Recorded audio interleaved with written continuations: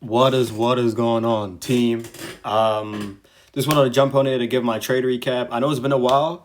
I know we had two losses in December, and we kind of just called it there. But like one thing about December is that it gets really really busy, and price action starts to suck a little bit too. So I decided that hey, I'm gonna take the rest of the month off, come back on a clean week which started from today.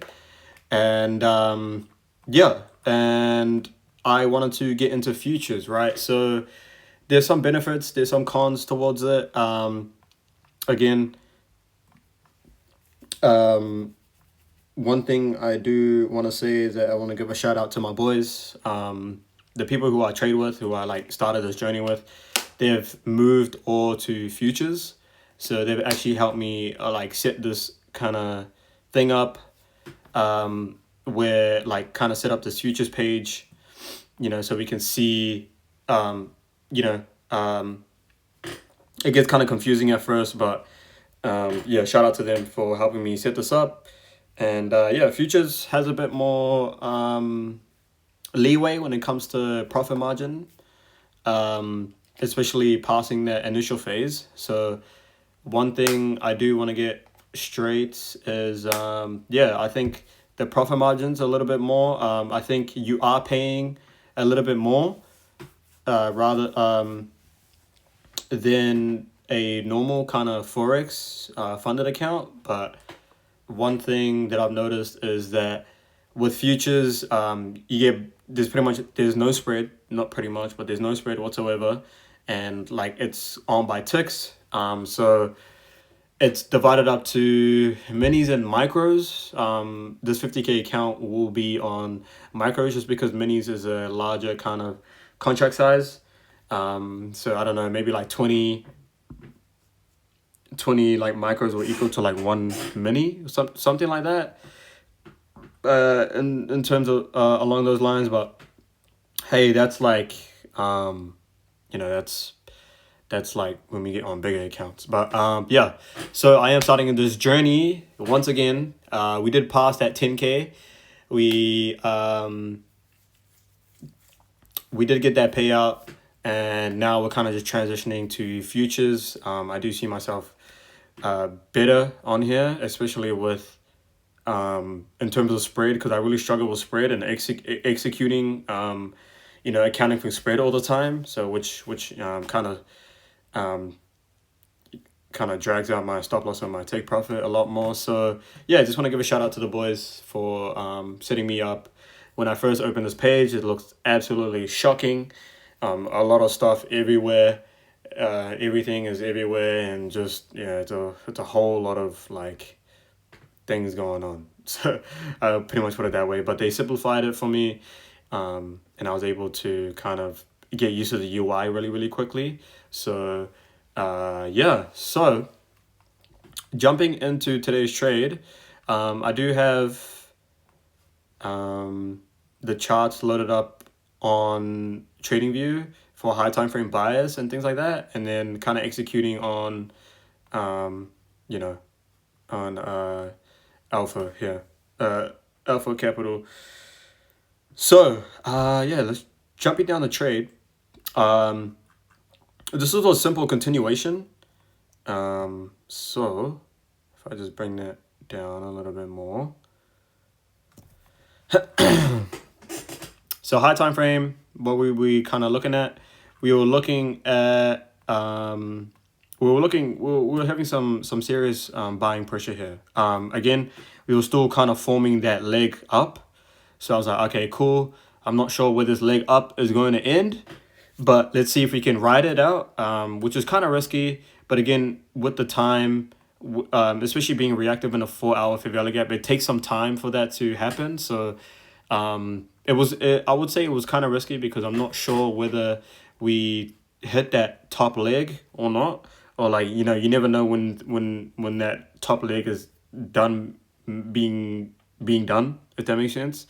But what I do normally see when a top leg is done is that I see that we normally don't get a displacement through highs, right? Normally we sweep out those highs, and then that's when we start to make some legs down. So that's like, to me, that's exactly what we did here, right? We, instead of that continuation, we actually took out these highs, which was enough to kind of fumble down here. So again, it's that term of, that liquidity being swept.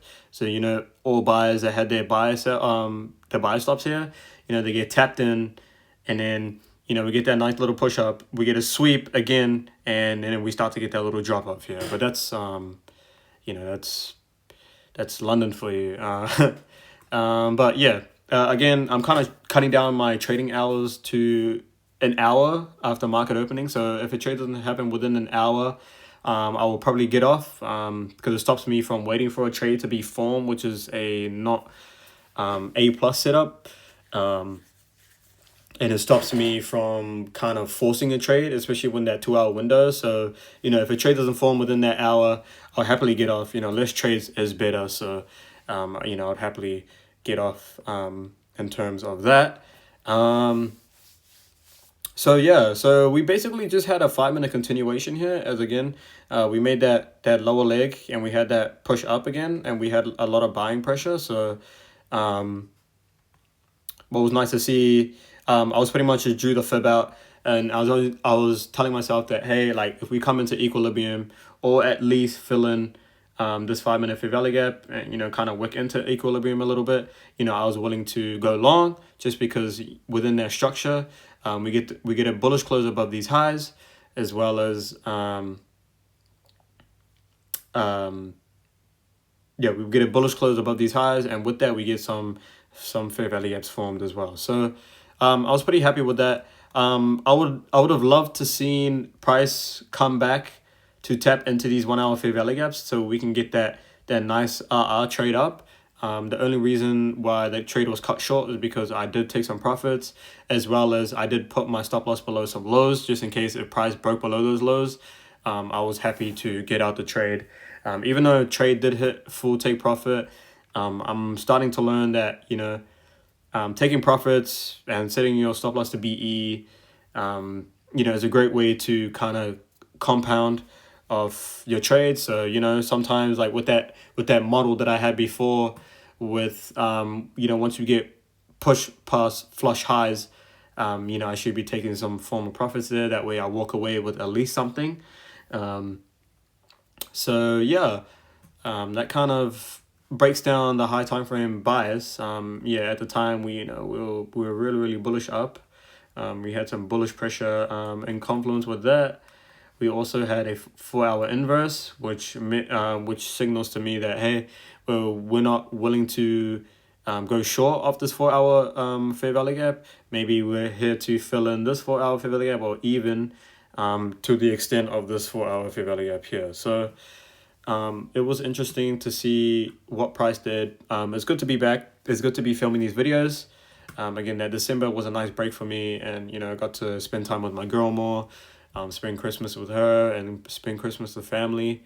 And it's good to have a catch up with everyone, and just have a little break after kind of that meltdown that we had in November. So so sticking to the rules. I'm not gonna lie, I felt a little bit nervous taking the trade, maybe because it's been a minute, but I'm glad I took the trade and I risk managed the way I did. So on the hourly time frame, we were bullish, making that higher leg up.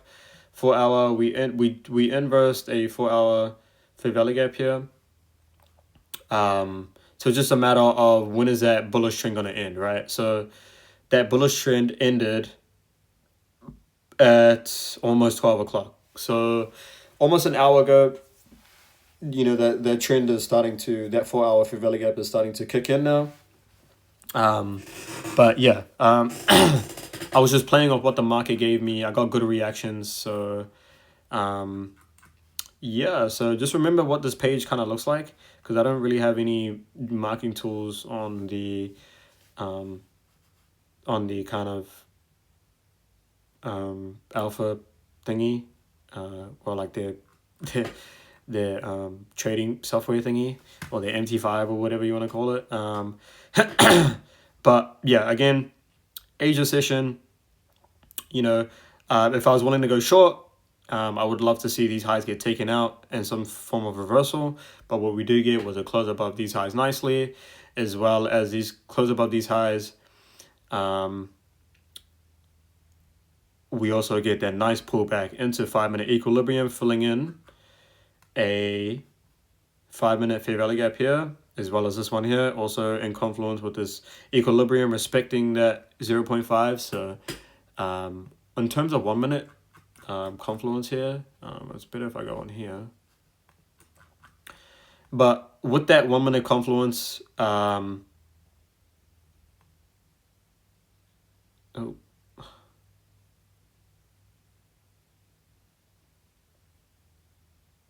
what's going on here?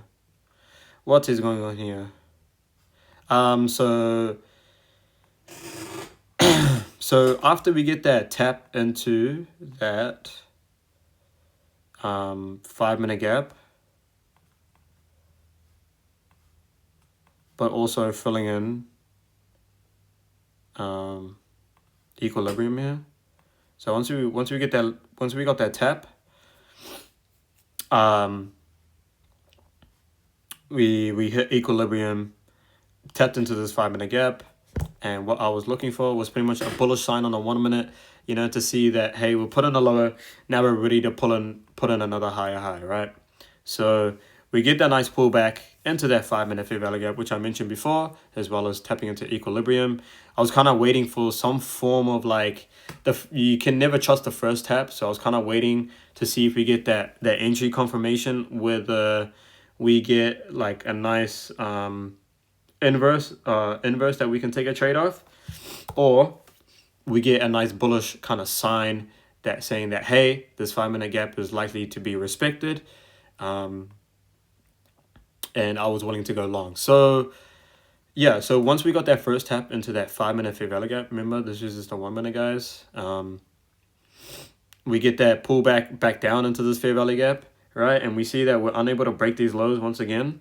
We start holding above these lows, and I was just looking for some form of confirmation, right? Some form of bullish candle, some form of this was a perfect candle for me to enter on. As you can see that, this wasn't really confirmation. This wasn't really confirmation, but when we see buying pressure like this, I'm willing to go long. So I went long around here.